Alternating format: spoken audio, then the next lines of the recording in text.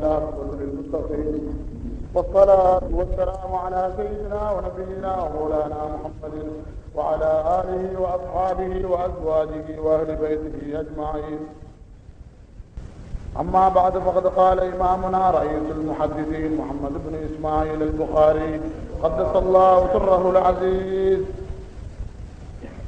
وبه قال حدثنا أبو معمر قال حدثنا عبد الوارث عن الحسين عن عبد الله بن بريد عن يحيى بن يعمر قال حدثه أن أبا الأسود الدؤلي حدثه أن أبا ذر الغفاري رضي الله تعالى عنه حدثه قال أتيت النبي صلى الله عليه وسلم وعليه ثوب أبيض وهو نائم إلى آخر الحديث.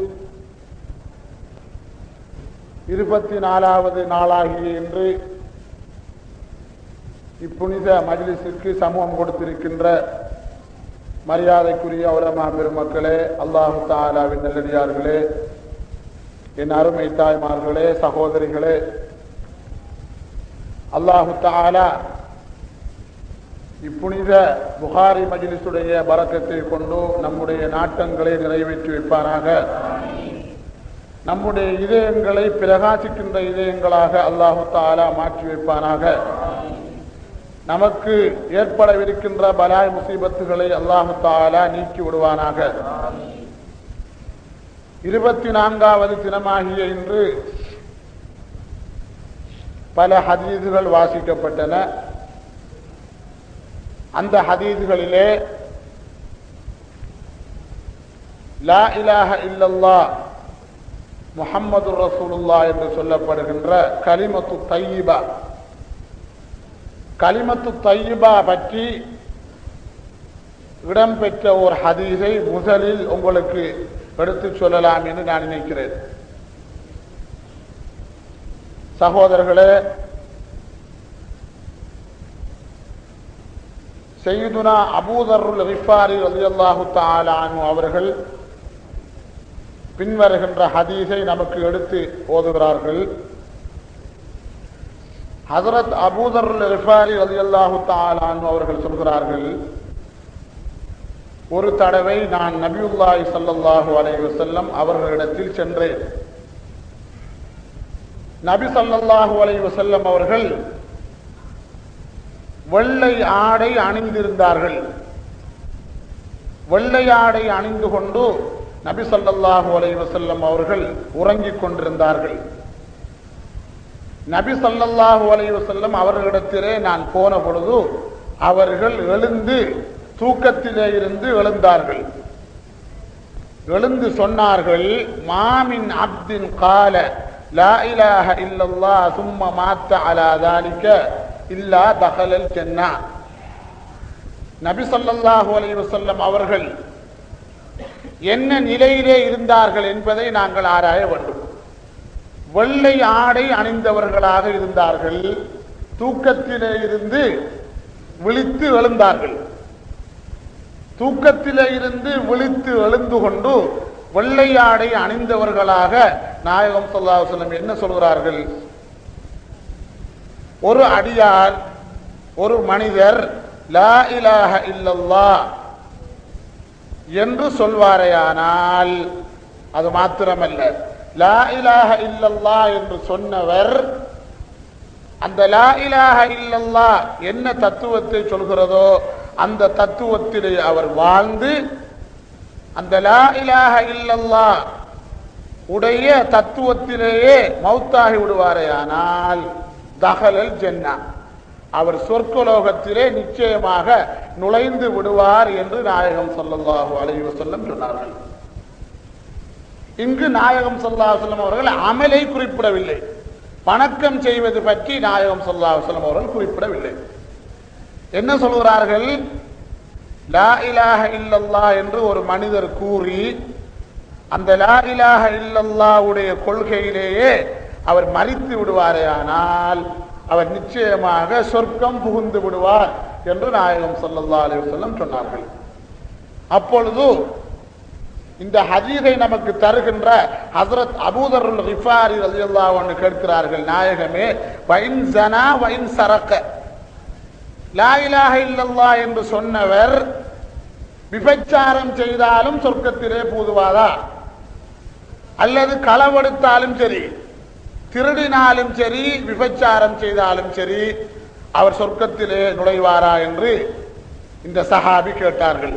அதற்கு நாயகம் ஸல்லல்லாஹு அலைஹி வஸல்லம் என்ன சொன்னார்கள்? வஇன் ஸனா வஇன் ஸரக, அவர் விபச்சாரம் செய்தாலும் சரி, திருடினாலும் சரி, அவர் நிச்சயமாக சொர்க்கத்திலே நுழைவார் என்று நாயகம் ஸல்லல்லாஹு அலைஹி வஸல்லம் சொன்னார்கள். திரும்ப இவர்கள் கேட்கிறார்கள், வஇன் ஸனா வஇன் ஸரக, நாயகமே, லா இலாஹ இல்லல்லாஹ் என்று சொன்னவர் விபச்சாரம் செய்தாலும் சரி, திருடினாலும் சரி, சொர்க்கம் புகுவாரா என்று கேட்ட பொழுது நாயகம் ஸல்லல்லாஹு அலைஹி வஸல்லம் அவர்கள் இரண்டாவது தடவையும் என்ன சொன்னார்கள்? வஇன் ஸனா வஇன் ஸரக, கலிமா சொன்ன ஒரு மூமின் அவர் விபச்சாரம் செய்தாலும் சரி, திருடினாலும் சரி, அவர் நிச்சயமாக சொர்க்கத்திலே நுழைவார் என்று சொன்னார்கள். திரும்பவும் இவர்களுக்கு சந்தேகம் நீங்கவில்லை, கேட்கிறார்கள், அல்லாஹ்வுடைய ரசூலே, வஇன் ஸனா வஇன் ஸரக, கலிமா சொன்னவர் விபச்சாரம் செய்தாலும் சரி, திருடினாலும் சரி, அவர் சொர்க்கத்திலே நுழைவாரா என்று கேட்டார்கள். அதற்கு நாயகம் ஸல்லல்லாஹு அலைஹி வஸல்லம் வஇன் ஸனா வஇன் ஸரக, அவர் விபச்சாரம் செய்தாலும் சரி, திருடினாலும் சரி, சொர்க்கத்திலே நுழைவார் என்று நபியுல்லாஹி ஸல்லல்லாஹு அலைஹி வஸல்லம் அவர்கள் பதில் கொடுத்தார்கள். இது நாம் எல்லாம் பரவலாக சிந்திக்க வேண்டிய ஒரு ஹதீது, சாதாரணமான ஒரு விஷயம் அல்ல. தௌஹீத்வாதிகளாகிய நாங்கள் ஆராய வேண்டிய, சிந்திக்க வேண்டிய ஒரு ஹதீஸாக இருக்கின்ற காரணத்தினால் தான் நான் இன்று என்னுடைய பேச்சினுடைய தலைப்பாக இந்த ஹதீஸை எடுத்துக்கொண்டேன். சகோதரர்களே, நாயகம் ஸல்லல்லாஹு அலைஹி வஸல்லம் அவர்கள் என்ன நிலையிலே இருந்து கொண்டு இதை சொன்னார்கள்? வெள்ளை ஆடை அணிந்திருந்தார்கள். வெள்ளை ஆடை அணிந்தவர்களாக நபி ஸல்லல்லாஹு அலைஹி வஸல்லம் அவர்கள் உறங்கிக் கொண்டிருந்தார்கள். ஹஜ்ரத் அபூதருல் கிஃபாரி ரலியல்லாஹு தஆலா அன்ஹு அவர்கள் ரசூலுல்லாஹ் இடத்திலே சென்ற பொழுது அவர்கள் தூக்கத்திலே இருந்து எழுந்தார்கள்.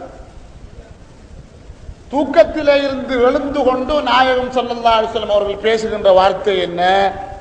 லா இலாஹ இல்லல்லாஹ் என்று ஒரு அடியான் சொல்வானேயானால் அவன் நிச்சயமாக சொர்க்கத்திலே நுழைவான். ஆனால் ஒரு நிபந்தனை, லா இலாஹ இல்லல்லாஹ் என்று சொன்னால் மாத்திரம் போதாது. அந்த லா இலாஹ இல்லல்லாஹ்வுக்கு ஒரு கொள்கை இருக்கிறது, அந்த கொள்கையிலேயே அவன் மௌத்தாக வேண்டும். லா இலாஹ இல்லல்லாஹ் என்று சொன்ன மூமின் அந்த லா இலாஹ இல்லல்லாஹ் என்ன தத்துவத்தை சொல்கிறதோ அந்த தத்துவத்திலே அவன் வாழ்ந்து அந்த தத்துவத்தை பின்பற்றியவனாக அவன் மரித்து விடுவானேயானால் நிச்சயமாக அவன் சொர்க்கத்திலே நுழைவான். அவன் தனது வாழ்க்கையிலே விபச்சாரம் செய்திருந்தாலும் சரி, அவன் திருடி இருந்தாலும் சரி என்று நாயகம் ஸல்லல்லாஹு அலைஹி வஸல்லம் அவர்கள் சொன்னார்கள். இந்த ஹதீஸிலே இருந்து நாங்கள் பெறுகின்ற கருத்துக்களை பற்றி கொஞ்சம் சிந்திப்போமாக. நபி ஸல்லல்லாஹு அலைஹி வஸல்லம் என்ன சொல்கிறார்கள்? விபச்சாரம் செய்தாலும் சரி, திருட்டு வேலையில் ஈடுபட்டாலும் சரி, லா இலாஹ இல்லல்லாஹ் என்று சொன்னவர் சொர்க்கம் நுழைவார் என்று சொன்னார்கள். நாயகம் ஸல்லல்லாஹு அலைஹி வஸல்லம் அவர்கள் நரகம் புகாமல், நரகத்துக்கு செல்லாமல் நேரடியாக சொர்க்கம் புகுவார் என்று சொல்லவில்லை. ஆகவே சகோதரர்களே, ஒரு மனிதர் பாவம் செய்கிறார் என்று வைத்துக் கொண்டால், ஒரு மனிதர் திருடுகிறார் என்று வைத்துக் கொள்ளுங்கள். திருடுவது பாவம், விபச்சாரம் செய்வது பாவம், ஏனைய பாவங்களை இவர் செய்கிறார் என்று வைத்துக் கொண்டால் இந்த பாவங்கள் ஈமானை அழித்து விடாது. இந்த ஹதீஸிலே இருந்து நாங்கள் விளங்கக்கூடிய தத்துவம் அதுதான். பாவம் ஈமானை அழித்து விடுமா? அழித்து விடாது. கொள்கையை, தௌஹீதை, ஈமானை பாவம் அழித்து விடாது.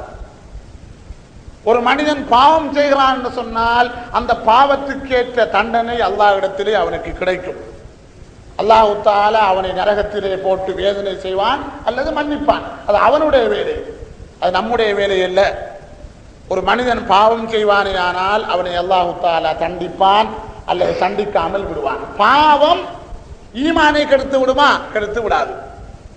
ஒரு மனிதன் 1000 விபச்சாரம் செய்தாலும் சரி, அந்த விபச்சாரம் அவனுடைய ஈமானை கெடுத்து விடாது.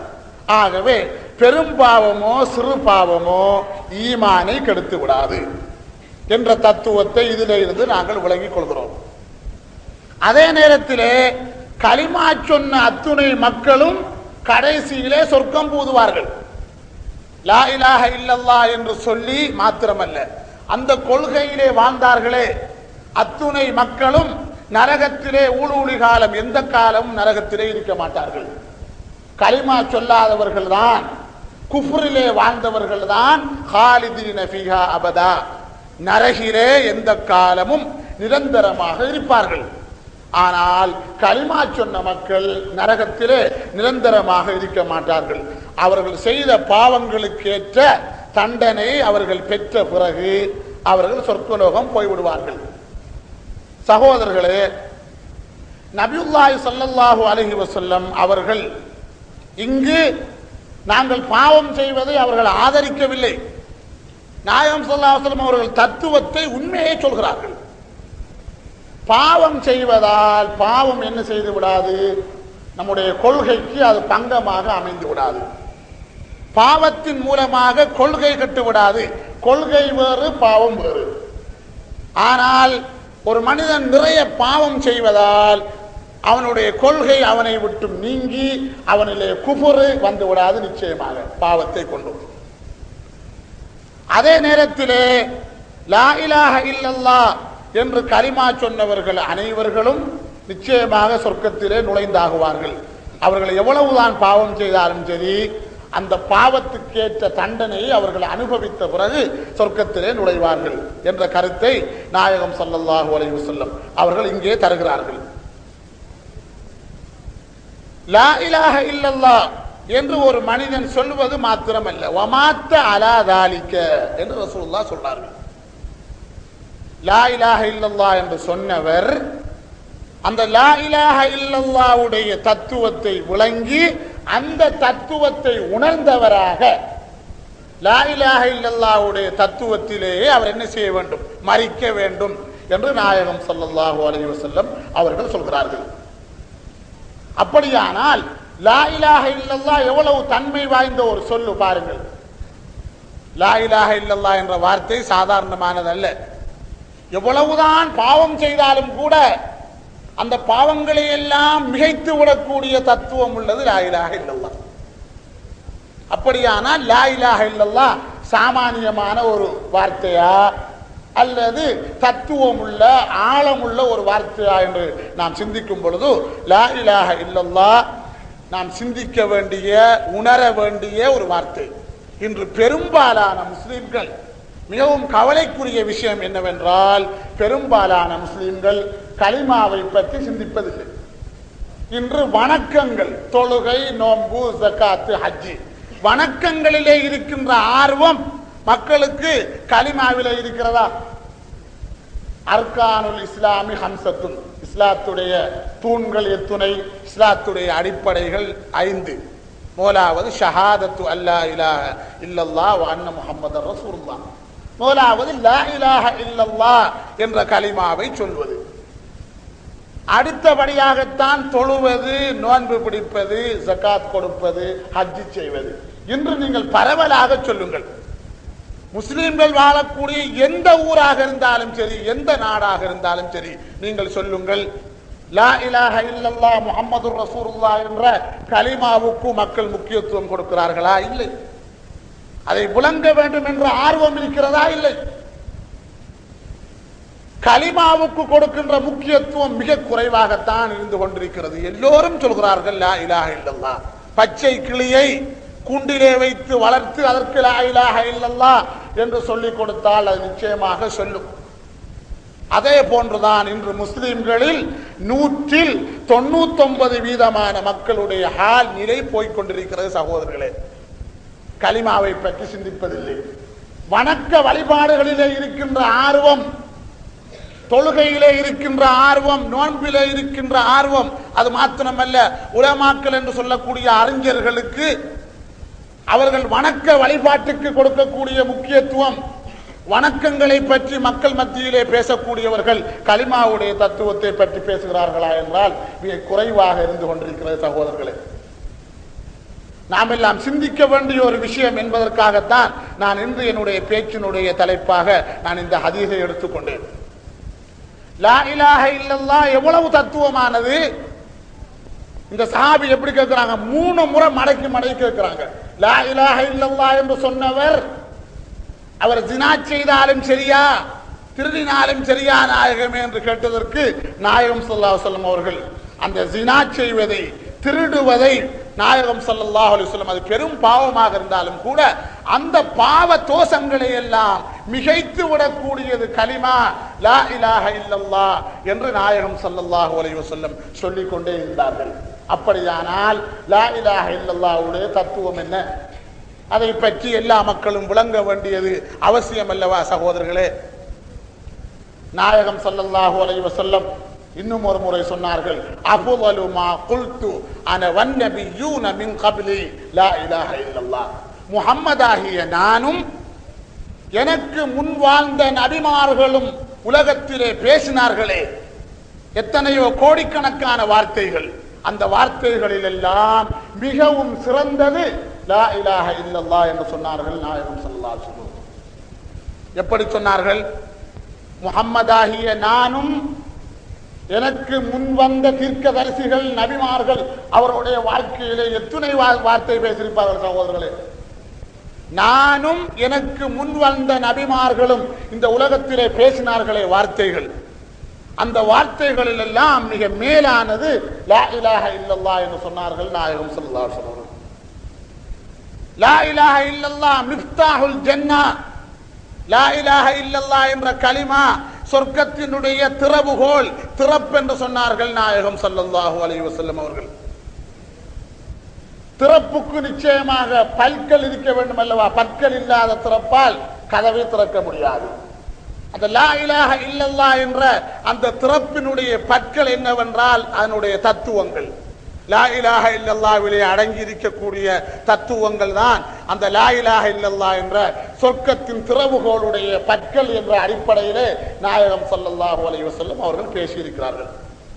இன்று யாரை எடுத்துக்கொண்டாலும் சரி, உலகிலே வாழக்கூடிய மக்கள் அரபிகளாக இருந்தாலும் சரி, அஜமிகளாக இருந்தாலும் சரி, எந்த பாஷை பேசக்கூடியவர்களாக இருந்தாலும் சரி, லா இலாஹ இல்லல்லாஹ் என்ற கலிமாவுக்கு பெரும்பாலான முஸ்லிம்கள் இன்று கொடுக்கக்கூடிய கருத்து என்ன?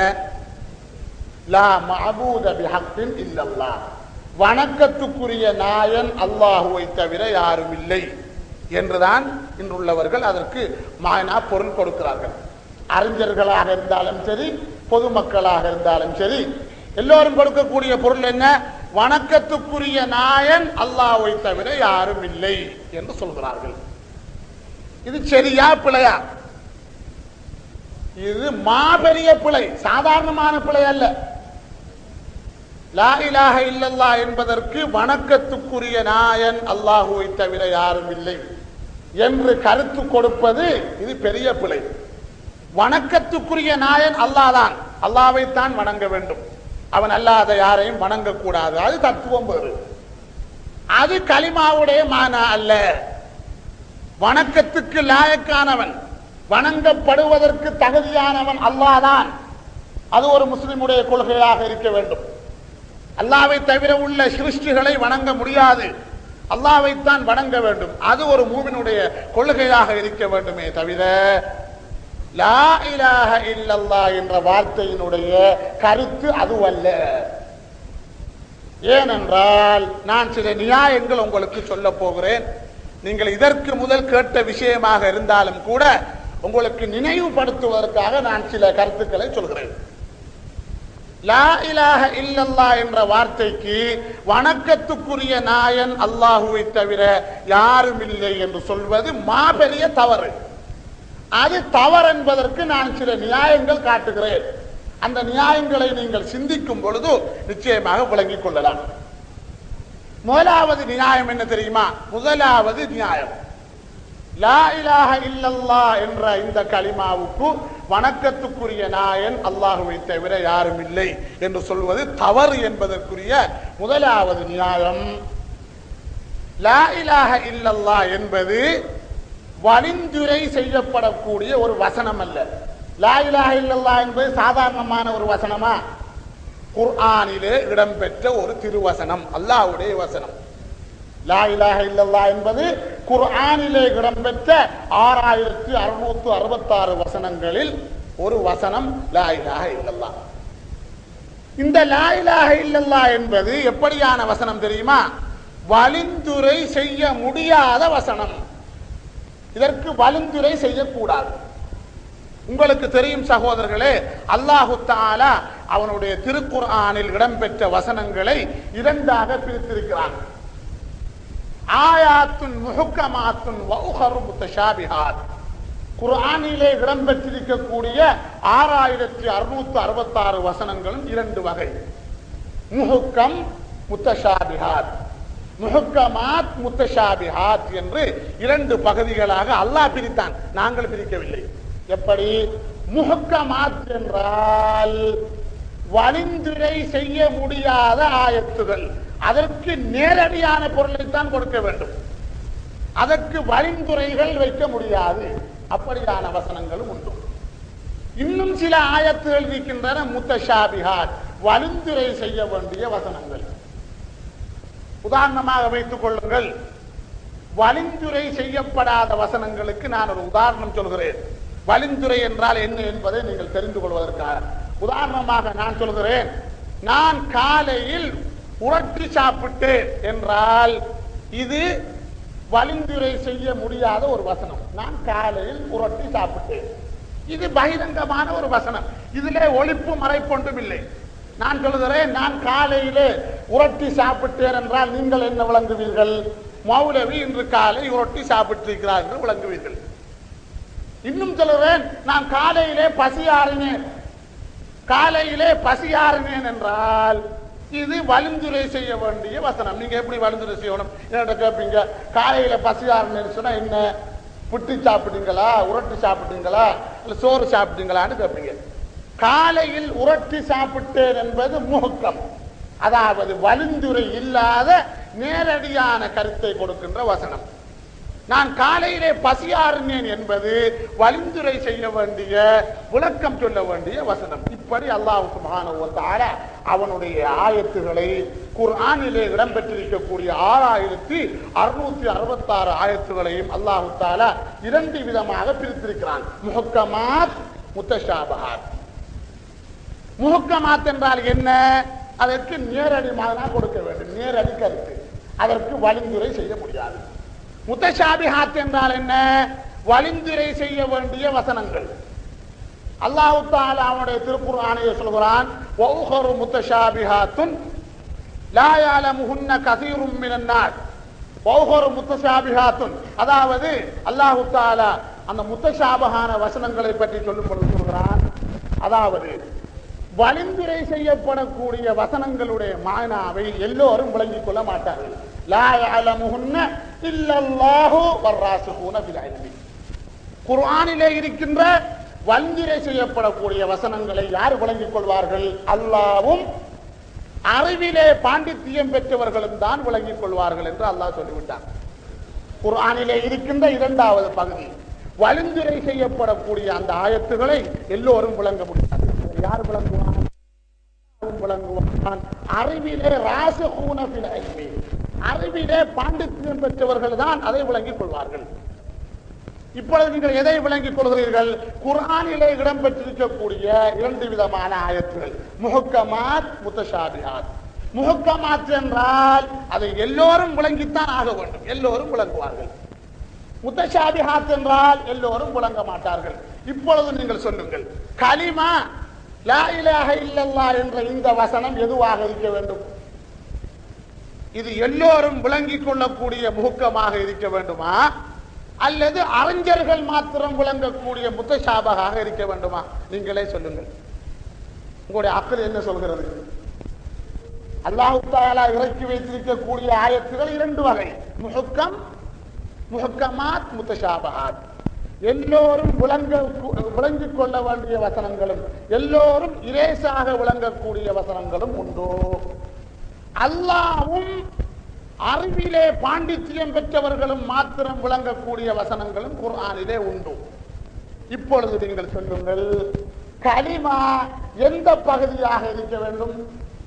எல்லோரும் விளங்கிக் கொள்ளக்கூடிய பகுதியாகத்தான் இருக்க வேண்டும். காரணம் என்ன? இது இஸ்லாத்தினுடைய தத்துவம் அல்லவா? ஒரு மூமின் இஸ்லாத்திலே நுழையக்கூடியவன் சொல்லுகின்ற வார்த்தை அல்லவா இது லா இலாஹ இல்லல்லாஹ். அதாகவே எப்படி இருக்க வேண்டும்? வலிந்துரை செய்ய முடியாத எல்லோராலும் விளங்கக்கூடிய வசனமாகத்தான் இருக்க வேண்டும். அது அறிவாளிகள் மாத்திரம் விளங்கக்கூடிய வசனமாக இருக்கக்கூடாது. கலிமாவுடைய தத்துவம், இஸ்லாத்துடைய மூல மந்திரம் அப்படி இருக்க முடியாது. நம்முடைய புத்தி சொல்கிறது, சிந்தித்து பாருங்கள். லா இலாஹ இல்லல்லாஹ் என்பது எப்படி இருக்க வேண்டும்? எல்லோரும் படித்தவனும் பாமரனும் எல்லோரும் விளங்குவதற்கு தகுதியான வசனமாக இருக்க வேண்டுமே தவிர அது அறிஞர்கள் மாத்திரம் விளங்கக்கூடிய வசனமாக இருக்கக்கூடாது. அப்படியானால் இஸ்லாத்துடைய தத்துவமே பிழைத்துவிடும். என்ன இஸ்லாத்துற கலிமா, இஸ்லாத்துற மூல மந்திரத்தை எல்லாரும் விளங்கலாம், அறிஞர்கள் மாத்திரம் தான் விளங்கலாம். அந்த இஸ்லாத்துல என்ன வேலை இருக்கு? அது மக்கள் இஸ்லாத்துக்கு வருவாங்களா? காபிர்கள் அங்கப்ப இஸ்லாத்துக்கு போற. அது இஸ்லாத்துடைய தத்துவத்தை யாரு விளங்கலாம்? நம்மளை போல பாமர மக்களால விளங்க முடியாது. அதை விளங்குற அறிவில பாண்டித்யம் பெற்றவர்களா இருக்கணும். அப்ப அது அறிஞர்களுக்கு மாத்திரம் உள்ள மதம் என்று ஒதுக்கி போடுவாங்க. ஆகவே கலிமா எப்படி இருக்க வேண்டும்? எல்லோரும் விளங்கக்கூடிய, வலிந்துரை செய்ய முடியாத வசனமாகத்தான் இருக்க வேண்டும். ஆக நமக்கு என்ன முடிவாகிறது? லா இலாஹ இல்லல்லாஹ் என்பது வலிந்துரை செய்ய முடியாத நேரடியான பொருள் கொடுக்கின்ற வசனமா அல்லது வலிந்துரை செய்யக்கூடிய வசனமா? வலிந்துரை செய்ய முடியாத நேரடியாக கருத்து கொடுக்கக்கூடிய வசனமாக லா இலாஹ இல்லல்லாஹ் இருக்கிறது. இப்படி இருக்கும் பொழுது ஏன் மதிப்புக்குரிய உலமாக்கள் அதற்கு வலிந்துரை கொடுத்தார்கள்? லா இலாஹ இல்லல்லாஹ்வுக்கு எப்படி வலிந்துரை கொடுத்தாங்க? லா மஅபூத பிஹக்கின் இல்லல்லாஹ், வணக்கத்திற்கு தகுதியானவன் அல்லாஹ்வை தவிர யாரும் இல்லை என்று லா இலாஹ இல்லல்லாஹ்வுக்கு என்ன செய்தாங்க? இவங்க வலிந்துரை கொடுத்தாங்க. வலிந்துரை கொடுக்க முடியாத முகமான இந்த வசனத்திற்கு உலமாக்கள் என்ன செய்தார்கள்? வலிந்துரை கொடுத்தார்கள். ஆகவே இது முதலாவது தப்பு. வலிந்துரை கொடுத்தது முதலாவது தவறு என்பது நமக்கு நிச்சயமாக விளங்கி இருக்கும் என்று நான் நினைக்கிறேன். அப்படியான லா இலாஹ இல்லல்லாஹ்வுக்கு வலிந்துரை கொடுக்க முடியுமா? கொடுக்க முடியாது. நேரடி மானா கொடுக்கணும். எப்படி கொடுக்கணும்? இப்ப நம்முடைய தௌஹீத் புரட்சி ஆரம்பித்து கிட்டத்தட்ட 14 வருஷம் ஆச்சு. 14 வருஷத்துக்கு முன்னால வணக்கத்துக்குரிய நாயன் அல்லாஹ்வை தவிர யாரும் இல்லைன்னு தான் சொல்லிட்டு இருந்தாங்க எல்லாரும். பிறகு இப்ப என்னடான்னு பார்த்தா இந்த தௌஹீதுடைய இந்த புரட்சி ஊர்ல ஏற்பட்ட பிறகு இப்ப புத்தகங்களை பார்த்தாலும் கூட தமிழ் புத்தகங்கள் எப்படி போட்டுக்காங்க? அல்லாஹ்வை தவிர தெய்வங்கள் இல்லை. லா இலாஹ இல்லல்லாஹ்வுக்கு அல்லாஹ்வை தவிர கடவுள்கள் இல்லை என்ற மானாவை கொடுக்காங்க. சகோதரர்களே, இந்த இரண்டு கருத்துமே தவறு. வணக்கத்துக்குரிய நாயன் அல்லாஹுவை தவிர யாரும் இல்லை என்பதும் லா இலாஹ இல்லல்லாஹ்வுடைய கருத்து அல்ல. அடுத்த கருத்து என்ன? அல்லாஹ்வை தவிர தெய்வங்கள் இல்லை. இந்த இல்லா என்ற பதத்திற்கு தவிர என்ற அர்த்தம் கொடுத்தது பிழை. லா இலாஹ இல்லல்லாஹ்வுக்கு நேரடி மானா கொடுக்கணும். லா இல்லை, இலாஹ கடவுள்கள் இல்லை. இலாஹ்னு சொன்னா குல்லு மஅபூத், வணங்கப்படக்கூடிய அத்தனை பொருளையும் அது குறிக்கும். இலாஹ்ங்கிற சொல்லுறதுக்கு இது பொதுவான பதம். இலாஹ்னு சொன்னா குல்லு மஅபூத், எந்த சமூகம் எந்த பொருட்களை வணக்கத்துக்குரியது என்று கருதி வணங்குகிறார்களோ அத்துணை பொருளும் இலாஹுதான். லா இல்லை, இலாஹ கடவுள்கள் இல்லை, இல்லா வேறானதாக அல்லாஹு, அல்லாஹ்வுக்கு வேறானதாக இல்லை. கடவுள்கள் லா இலாஹ இல்லல்லாஹ், கடவுள்கள் இறைவனுக்கு அல்லாஹ்வுக்கு வேறானதாக இல்லை. இதுதான் கலிமாவுடைய நேரடி பொருள். லா இலாஹ இல்லல்லாஹ் என்பதற்கு வணக்கத்துக்குரிய நாயன் அல்லாஹ்வை தவிர யாரும் இல்லை என்று சொன்னதும் தவறு, அதுவும் வலிந்துரை. இரண்டாவது எப்படி? லா இலாஹ இல்லல்லாஹ், அல்லாஹ்வை தவிர கடவுள்கள் இல்லை என்றால் இல்லாஹ்வுக்கு தவிர என்ற அர்த்தம் கொடுத்தாலும் அது என்ன செஞ்சிடும்? நம்முடைய ஈமானுக்கு பிழையா வந்துடும் சகோதரர்களை. எப்படி? லா இலாஹ இல்லல்லாஹ், அல்லாஹ்வை தவிர கடவுள்கள் இல்லை. அல்லாஹ் இல்லாம கடவுள்களால மாத்திரம் தனியே இயங்குகிறார். அதான் கருத்து. லா இலாஹ இல்லல்லாஹ், அல்லாஹ்வை தவிர கடவுள்கள் இல்லை. ஜெய்தை தவிர ஒரு கூட்டம் வந்தார்கள் என்றால் என்ன அர்த்தம்? ஜெய்தை தவிர ஒரு கூட்டம் வந்தார்கள் என்று சொன்னா ஜெயித் அங்க வரல, கூட்டம் மாத்திரம் வந்தாங்க. அப்ப அல்லாவை தவிர கடவுள்கள் என்ன அர்த்தம்? அல்லாஹ் இல்லாம அல்லாவை தள்ளிட்டு கடவுள்களால மாத்திரம் தனியே இயங்க முடியாது. அல்லாவும் கடவுளும் சேர்ந்தா இயங்கலாம். அப்ப சொல்லக்கூடிய அர்த்தம் ஒரு தவிரமான விட்டான். லா இலாஹ இல்லல்லாஹ், அல்லாஹ்வை தவிர கடவுள்கள் இல்லை. அல்லாஹ் இல்லாம கடவுள்கள் மாத்திரம் தனியே இயங்காது. ஆனால் மாற்றி பாருங்க, அல்லாஹ்வும் கடவுளும் சேர்ந்தாங்க செய்யலாம், இயங்கலாம். அப்படியானால் அல்லாஹ்வோடு கடவுள்கள் கூட்டாகுவார்கள், இணையாகுவார்கள் என்கிற கருத்து வருகிறது. எதற்கு? இல்லாஹ்வுக்கு தவிர என்று சொன்னார். நன்றாக நீங்கள் சிந்தித்து பாருங்கள். லா இலாஹ இல்லல்லாஹ், அல்லாஹ்வை தவிர, அல்லாஹ் தவிர்ந்த கடவுள்கள் இல்லை. அல்லாஹ் இல்லாம கடவுள்கள் மாத்திரம்தான் தனியே இல்லை, கடவுள்களால மாத்திரம் தனியே ஆட்சி பண்ண முடியாது. ஆனால் அல் இலாஹு மௌஜூதுன் மஅல்லாஹ், அல்லாஹ்வும் கடவுளும் சேர்ந்தால் என்ன செய்யலாம்? ஒன்றாக ஆட்சி செய்யலாம். அப்படியானால் அல்லாஹ் தஆலாவும் கடவுள்களும் ஒன்றாக இணைந்து ஆட்சி செய்யக்கூடியவர்கள் என்கிற கருத்து வந்துவிடும். ஆக சகோதரர்களே, இந்த இரண்டு கருத்தும் பிழை.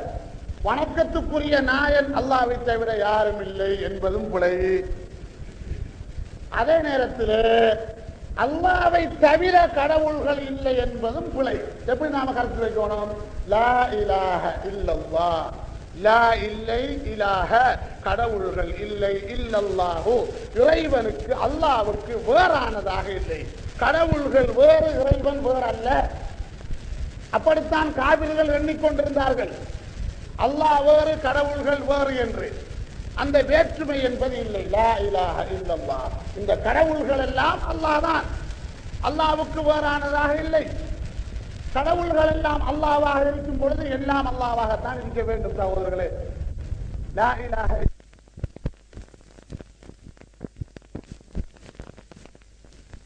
இருக்க வேண்டும், அல்லாஹ்வாகத்தான் இருக்க வேண்டும். மாடு, இந்துக்கள் வணங்கக்கூடிய மாடு அல்லாஹ்வாக இருக்க வேண்டும் என்றால் ஆடும் என்ன செய்ய வேண்டும்? அல்லாஹ்வாக தான் இருக்கணும். காரணம் என்ன?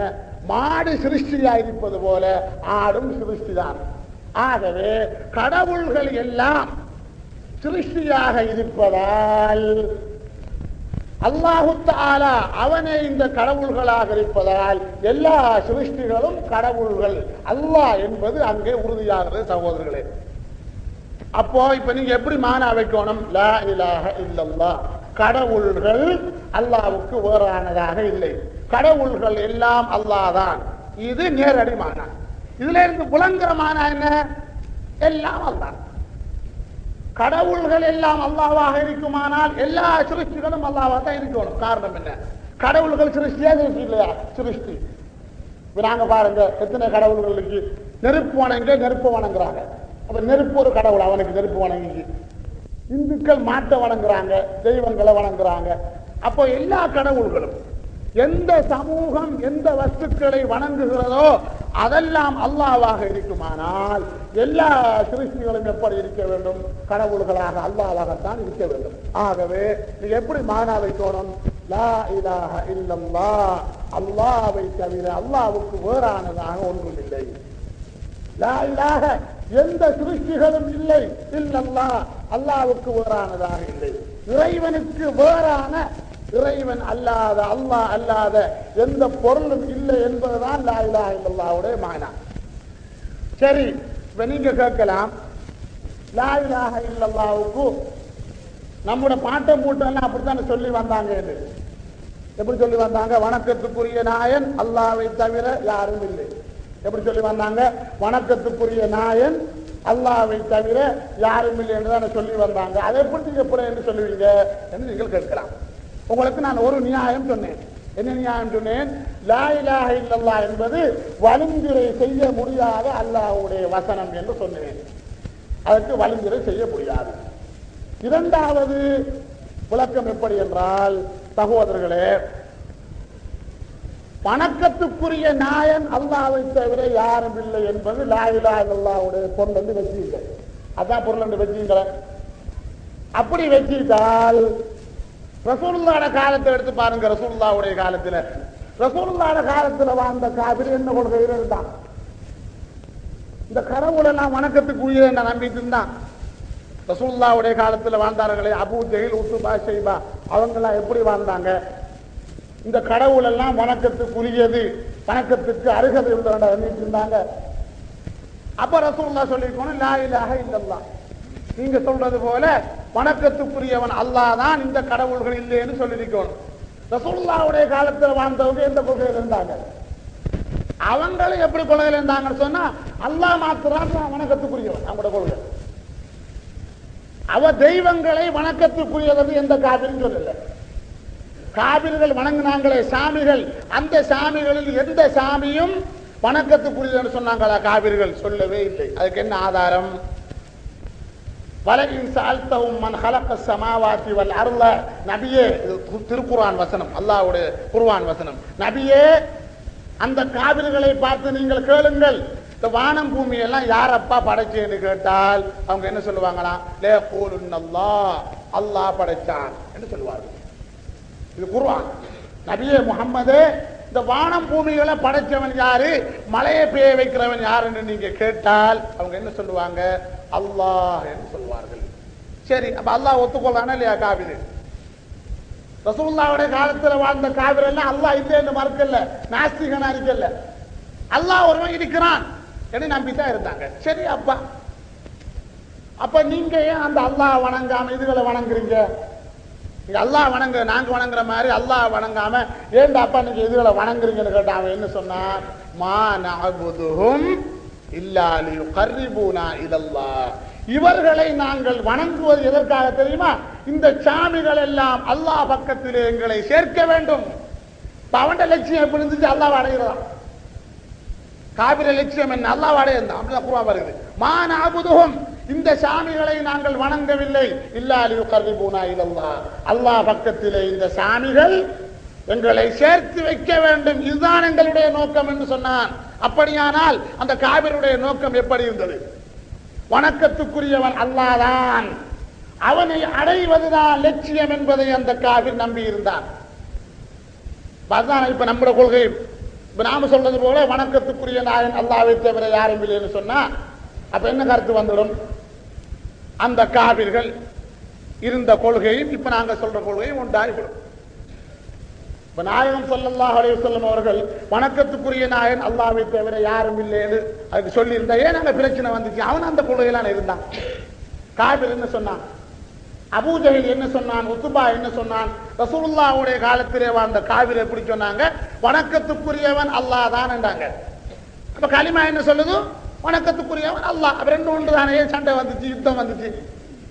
நல்லா சிந்திச்சு பாருங்க. காபிர்களும் என்ன கொள்கையில் இருந்தார்கள்? வணக்கத்துக்குரிய நாயன் அல்லாஹ் தான் என்கிற கொள்கையில் இருந்தார்கள். கலிமா சொல்லும் பொழுது, லா இலாஹ இல்லல்லாஹ்னு ரசூலுல்லாஹ் சொல்லும் பொழுது இந்த லா இலாஹ இல்லல்லாஹ்வுடைய மானா கருத்து வணக்கத்துக்குரிய நாயன் அல்லாஹ் தான் என்ற கருத்தாக இருந்தால், ரசூலுல்லாஹ் சொன்ன கருத்தும் அவர்கள் இருந்த கருத்தும் ஒன்றாகத்தானே இருந்தது. அப்படியானால் ஏன் குழப்பம் வந்தது? ஆகவே சகோதரர்களே, லா இலாஹ இல்லல்லாஹ் என்று ரசூலுல்லாஹ் அவர்கள் சொல்லும் பொழுது வணக்கத்துக்குரிய நாயன் அல்லாஹ்வை தவிர யாரும் இல்லை என்ற அந்த கருத்தோடு ரசூலுல்லாஹ் சொல்லவில்லை. ரசூலுல்லாஹ் என்ன கருத்துல சொன்னார்கள்? லா இலாஹ இல்லல்லாஹ், இந்த கடவுள்கள் எல்லாம் அல்லாஹ்வுக்கு வேறானதாக இல்லை, இந்த கடவுள்கள் எல்லாம் அல்லாஹ் தான். காபிரீங்களே, நீங்கள் அல்லாஹ் வேற கடவுள் வேற என்று எண்ணிக்கொண்டிருக்கிறீர்கள். இந்த கடவுள்களுக்கு சுயம் கிடையாது, இவைகளுக்கு வஜூது கிடையாது. நீங்கள் உங்களுடைய மதத்தனத்தினால் இந்த கடவுள்கள் ஒவ்வொன்றுக்கும் தனி வஜூதை கொடுத்து இந்த கடவுள்கள் எல்லாம் மெய்யானது என்று எண்ணிக்கொண்டிருக்கிறீர்கள். அப்படி அல்ல, நீங்கள் மடமையிலே இருக்கிறீர்கள். கடவுள் என்ற சாமானே இல்லை. நீங்கள் நெருப்பு கடவுள் கடவுள் என்று அதை ஒரு அந்தஸ்து வைத்து அதற்கு ஒரு வஜூது கொடுத்து அது உண்மையானது மெய்யானது என்று எண்ணி அதற்கு முன்னால் கைக்கு ஒப்பிருக்கிறீர்களே, இது மடத்தனம். அப்படி ஒரு சாமான் கிடையாது. கடவுள்கள் என்பதே இல்லை. இல்லல்லாஹ், அல்லாஹ்வை தவிர அல்லாஹ்வுக்கு வேறான ஒன்றுமே இல்லை என்றுதான் நாயகம் ஸல்லல்லாஹு அலைஹி வஸல்லம் சொன்னார்கள். சொன்ன உடனே காபிருக்கு எப்படி கோபம் வந்துச்சு? என்ன அவன் எப்படி நினைச்சிருந்தான்? கடவுள் வேற அல்லாஹ் வேற. இது ரசூலுல்லாஹ் இப்படி சொன்னோன்னு அவனுக்கு கோபம் வந்துச்சு. எப்படி கேட்டான்? அஜஅலல் ஆலிஹத இலாஹன் வாஹிதன், பல கடவுள்கள், மாடி தனிப்பட்ட ஒரு கடவுள்னு நாங்க சொல்றோம். நெருப்பு தனிப்பட்ட கடவுள்ங்கிறோம். நாங்க கடவுள்களை எல்லாம் தனித்தனி என்று சொல்லி உஜூது கொடுத்திருக்க போல இந்த முகம்மது எல்லா கடவுளையும் ஒன்று என்று சொல்றாரா? இது என்னப்பா இது? இன்னஹாதால செய்யும் உஜார், இது விந்தையான கதையாக இருக்கிறது என்று காபிரியங்கள் சொன்னார்கள். குர்ஆன் சொல்லுவது தவறுகள். நாயகம் ஸல்லல்லாஹு அலைஹி வஸல்லம் அவர்கள் லா இலாஹ இல்லல்லாஹ் என்று சொன்ன பொழுது காபிரியங்கள் கொடுத்த மறுப்பு என்ன? காபிரியங்கள் என்ன மறுப்பு கொடுத்தாங்க? எல்லா கடவுள்களையும் ஒன்றென்று சொல்றாரா இந்த முகம்மது? எப்படி அப்பா இதை ஏற்றுக்கொள்றது? தனித்தனியாக தானே தெரியுது பார்வைக்கு. நாங்கள் வணங்கக்கூடிய கடவுள்கள் எல்லாம் ஒவ்வொன்றும் தனித்தனியானதாக, தனி உஜூதுடையதாக, தனி பொருளாக இருக்கும் பொழுது இதெல்லாம் ஒரு சாமான் தான் இந்த முகம்மது சொல்றாரு. இதை எங்களுடைய புத்தி ஏற்றுக்கொள்கிறதா? இது ஆச்சரியமாக இருக்கிறது என்று காபிரியங்கள் சொன்னார்கள். சகோதரர்களே, ஆக சகோதரர்களே, நீங்கள் விளங்க வேண்டிய கருத்து என்னவென்றால் சுருக்கமாக லா இலாஹ இல்லல்லாஹ் என்பதற்கு வணக்கத்துக்குரிய நாயன் அல்லாஹ்வை தவிர யாரும் இல்லை, வணக்கத்துக்குரியவன் அல்லாஹ் என்பது பொருள் அல்ல. ஏன்? அந்த காலத்து காவிரியங்களும் வணக்கத்துக்குரியவன் அல்லாஹ் என்று நம்பிக்கொண்டுதான் இருந்தார்கள். ஆகவே கலிமாவுடைய தத்துவமும் அவர்கள் கொண்ட தத்துவமும் ஒன்றாக அப்படியானால் இருந்தால் ஏன் அங்கே குழப்பம் வந்தது? ஆகவே நாங்கள் எப்படி கருத்து வைக்க வேண்டும்? சுருக்கமாக நாங்கள் சொல்ல போனால் நாங்கள் ஆராய வேண்டிய விஷயம் இது. லா இலாஹ இல்லல்லாஹ் என்பதற்கு வணக்கத்துக்குரிய நாயன் அல்லாஹுவை தவிர யாரும் இல்லை என்ற பொருளும் தப்பானது. அதே நேரத்திலே அல்லாஹ்வை தவிர கடவுள்கள் இல்லை என்பதும் தப்பானது. எப்படி வைக்க வேண்டும்? லா இலாஹ இல்லல்லாஹ், கடவுள்கள் அல்லாஹ்வுக்கு வேறானதாக இல்லை. கடவுள்கள் வேறு, அல்லாஹ் வேறல்ல. அல்லாஹ் தான் கடவுள்களாக தோன்றி இருக்கிறான். கடவுள் எல்லாம் அல்லாஹ்வாக இருக்குமானால் எல்லா சிருஷ்டிகளும் அல்லாஹ் தான், யாருமே மறுக்க முடியாது. ஏன்? கடவுள்கள் எல்லாம் சிருஷ்டி. ஒரு சிருஷ்டி அல்லாஹ்வாக இருந்தால் அடுத்த சிருஷ்டி எப்படி இருக்க வேண்டும்? அல்லாஹ்வாகத்தான் இருக்க வேண்டும். அது தத்துவம். எங்களுடைய ஷேக் நாயகம் ஹைதராபாத் சூஃபி அவர் சொல்றாங்க, அவங்களுக்கு அல்லாஹ் கொடுத்த கஷ்டக்கூடிய விளக்கம். ஹைதராபாத் சூஃபி நாயகம் சொல்றார்கள், முகமது அப்துல் காதிர் சூஃபி அவங்க சொல்றாங்க, இலாஹ் என்று சொன்னா, இலாஹ் என்று அவர் சொல்றா, இலாஹ் என்று சொன்னா அவர் சொல்ல கருத்து என்னன்னா கடவுள் அல்ல. அதாவது எந்த சமூகம், எந்த, அதாவது இலாஹ் என்று சொன்னா பொதுவா சிருஷ்டி என்று சொல்றாங்க. அவங்க தேவையானவைகள், அதன் பால் தேவையானவைகள், முஹ்தாஜுன் இலைஹின்னு சொல்றாங்க. இலாஹ்னு சொன்னா, இலாஹ்னு சொன்னா என்ன? தேவையான பொருட்கள். இந்த உலகத்தில் உள்ள சகல வஸ்துக்களும் தேவையானதான். தேவையில்லாத பொருள் எதுவும் இருக்கா? இல்ல. உலகத்தில் அல்லாஹ் தஆலா குருனா எதையும் படைக்கல, எல்லாம் தேவையான பொருட்கள் தான். இலாஹ்னு சொன்னா என்ன? முஹ்தாஜுன் இலைஹி, தேவையான பொருட்கள். அந்த பொருள் அளவில் இன்னொன்று தேவையாகிறது. ஆகவே லா இலாஹ ஐ லா ஹல்க, எந்த சிருஷ்டியும் இல்லை, இல்லல்லாஹு, அல்லாஹ்வுக்கு வேறானதாக இல்லை. ஆகவே இலாஹ் என்பது சகல சிருஷ்டி என்று ஹைதராபாத் சூஃபி நாயகம் அவர்கள் அவருடைய அந்த ஞான விளக்கத்தின்படி அவர்கள் சொல்லியிருக்கிறார்கள். எனவே சகோதரர்களே, லா இலாஹ இல்லல்லாஹ் என்பதற்கு நமக்கு முன் தோன்றிய சூஃபியாக்கள் என்ன மானா கொடுத்தாங்க? லா மௌஜூத இல்லல்லாஹ், லா மௌஜூத இல்லல்லாஹ், அல்லாஹ்வை தவிர மௌஜூத் இல்லை, அல்லாஹ்வை தவிர எந்த பொருளும் இல்லை, அல்லாஹ்வை தவிர ஒன்றும் இல்லை என்பதுதான் லா இலாஹ இல்லல்லாஹ்வுடைய தத்துவம். ஆகவே நாங்கள் இந்த தத்துவத்தை தான் ஆராய்ந்து நாங்கள் விளங்க வேண்டும். இதை நாங்கள் விளங்குவதாக இருந்தால் கலிமத்துல் ஹக் என்று இஸ்லாமிய அத்துவித மூலமொழி என்று ஒரு கிதாப் உங்களுக்கு தெரியும், அதை நீங்கள் பார்க்க வேண்டும் சகோதரர்களே. ஒரு முறை பார்த்தால் போதாது, திரும்ப திரும்ப பார்க்கும் பொழுது, மடக்கி மடக்கி ஒரு 10-15 தடவை நாங்கள் பார்க்கும் பொழுதுதான் எங்களுக்கு அது சரியாக விளங்கும். லா இலாஹ இல்லல்லாஹ் என்ற அந்த வசனத்திலே எல்லாம் அல்லாஹ் என்பது உறுதியாக ஆணித்தரமாக சொல்லப்பட்டிருக்கிறது, மறைவாக சொல்லப்பட்ட விஷயம் அல்ல. எனவே நாங்கள் அந்த கருத்துக்களை, அப்படியான புத்தகங்களை ஆராய்ந்து நாங்கள் சரியாக அதை விளங்கிக் கொள்ள வேண்டும். பெரும்பாலானவர்கள் நம்மிலே தௌஹீத்வாதிகளிலே பெரும்பாலானவர்கள் குறை சொல்வதற்காக நான் சொல்லவில்லை. லா இலாஹ இல்லல்லாஹ், உனது கொள்கைக்கு என்ன ஆதாரம்? நீ எல்லாம் அல்லாஹ் என்று சொல்கிறீரே, உனது கொள்கைக்கு என்னப்பா ஆதாரம் என்று கேட்டா நாங்க என்ன செய்ய தேவையில்லை, எந்த ஆதாரமும் காட்ட தேவையில்லை, லா இலாஹ இல்லல்லாஹ் சொல்ல வேண்டியதான்.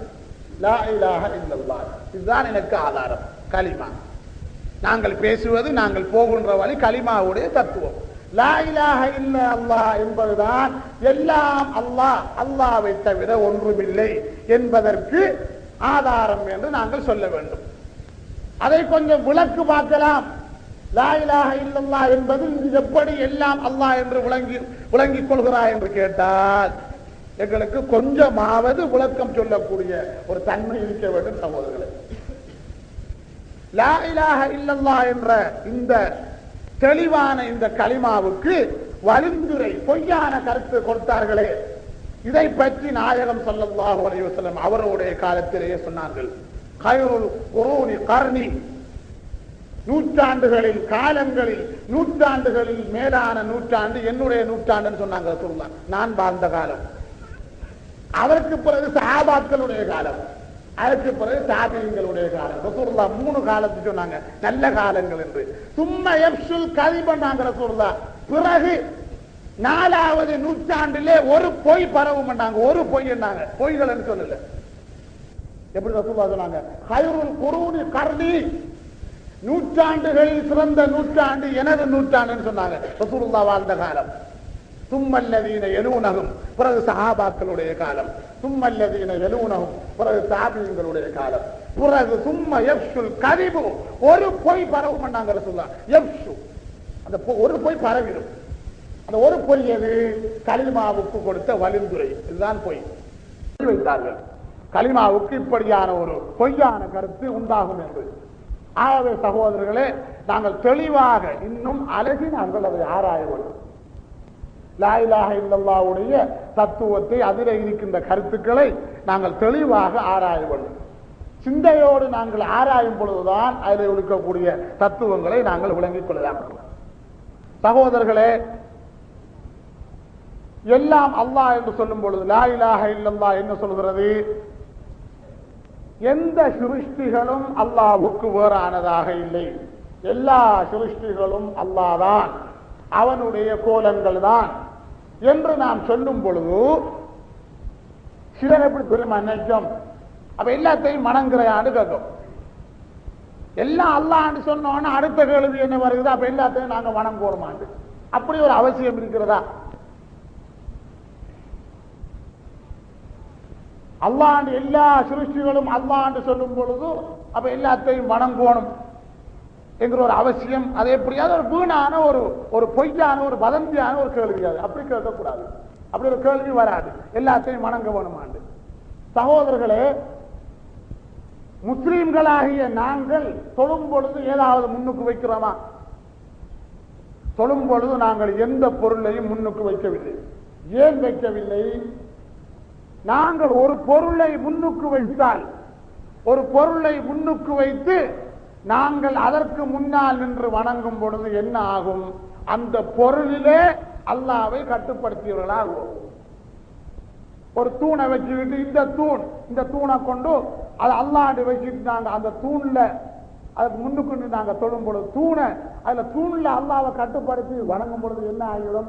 மற்ற வஸ்துக்கள் அல்லாஹ் இல்லைன்னு ஆகிடும். ஆகவேதான் முஸ்லிம்களுக்கு அதாவது எந்த விதமான அல்லாஹ்வை வணங்கும் முன்னுக்கு வைப்பதில்லை, வைத்து தொழுவதில்லை. காரணம் என்ன? எல்லாம் அவனாக இருக்கிறது. நாங்கள் யாரை வணங்குகிறோம்? அல்லாஹ் தஆலாவை வணங்குகிறோம்.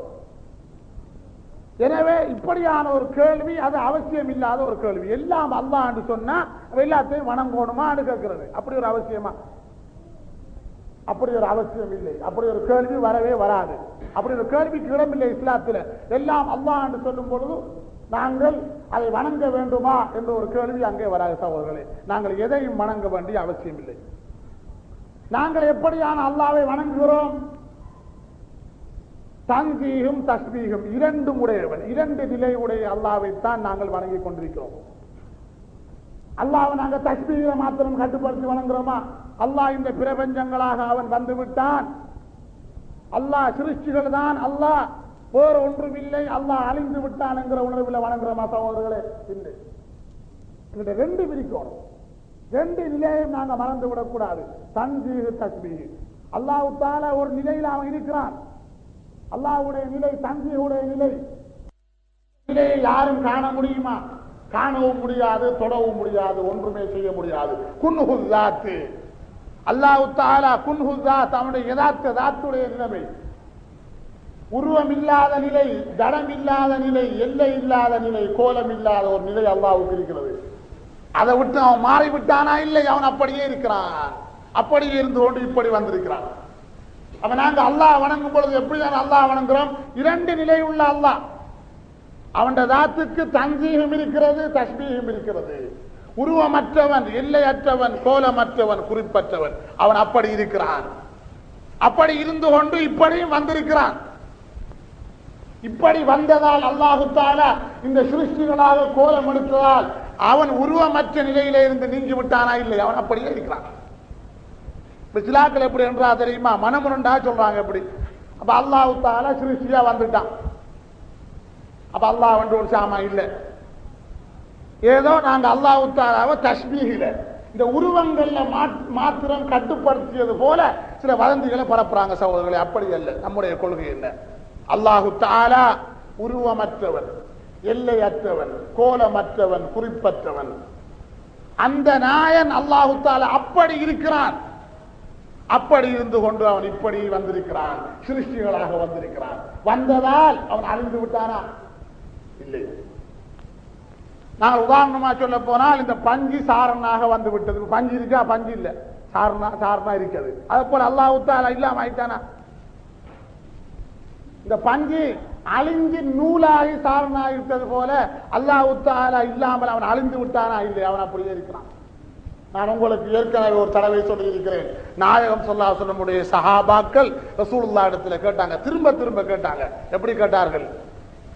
அதாவது கைஃப கான அல்லாஹு கபுல ஹல்கில் ஹல்கி, நாயகமே, அல்லாஹ்வுடைய ரசூலே, அல்லாஹ் தஆலா இந்த சிருஷ்டிகளை படைப்பதற்கு முன் எப்படி இருந்தான் என்று கேட்டார்கள். இந்த சிருஷ்டிகளை படைப்பதற்கு முன் அல்லாஹ் எப்படி இருந்தான் என்று கேட்டதற்கு ரசூலுல்லாஹ் என்ன சொன்னார்கள்? கானல்லாஹு ஃபி அமாயின், அல்லாஹு தஆலா இருளில் இருந்தான், மறைந்த பொருளாக இருந்தான். அல்லாஹு தஆலா மறைந்த பொருளாக, இப்படி என்று சொல்ல முடியாத மறைந்த பொருளாக இருந்தான். அல்லாஹ் எப்படி இருந்தான்? அல்லாஹ் உருவமற்றவனாக, ஜடமற்றவனாக, எல்லையற்றவனாக, கோலமற்றவனாக, மனிதனுடைய சிந்தனைக்கு அப்பாற்படாதவனாக அல்லாஹ் இருந்தான் என்று சொன்னார்கள்.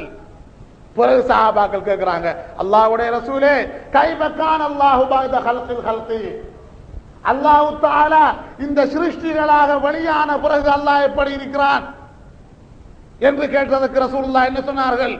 ஹுவல் ஆன கமா கான, அவன் இருந்தது போல இருக்கிறான். நாயகம் ஸல்லல்லாஹு அலைஹி வஸல்லம் அருமையான பதில். அவன் இருந்தது போல இருக்கிறான். அவன் இப்படி இந்த உருவங்களாக, இந்த கோடான கூடிய உருவங்களாக அவனை உருவமெடுத்த காரணத்தினால் அவன் மாறிவிட்டானா? அழிந்து விட்டானா? இல்லை, அவன் அப்படியே இருக்கிறான். ஆகவே சகோதரர்களே, மதிப்புக்குரிய உலமாக்களே, அறிஞர்களே, நாங்கள் வஹதத்துல் வஜூத் பேசக்கூடியவர்கள் அல்லாஹு தஆலாவை, அதாவது இந்த சிருஷ்டிகளிலே மாத்திரம் கட்டுப்படுத்தவில்லை. இது உங்களுடைய பொய்யான பிரச்சாரம். நாங்கள் தன்சீஹோடு தஸ்பீஹை பேசுகிறோம். எங்களுடைய வஹதத்துல் வஜூத், நாங்கள் அல்லாஹு தஆலாவை இந்த உருவங்களிலே மாத்திரம் கட்டுப்படுத்தியவர்கள் அல்ல. எங்களிடத்திலே கட்டுப்பாடு இல்லை, நீங்கள் தான் கட்டுப்படுத்தி விட்டீர்கள்.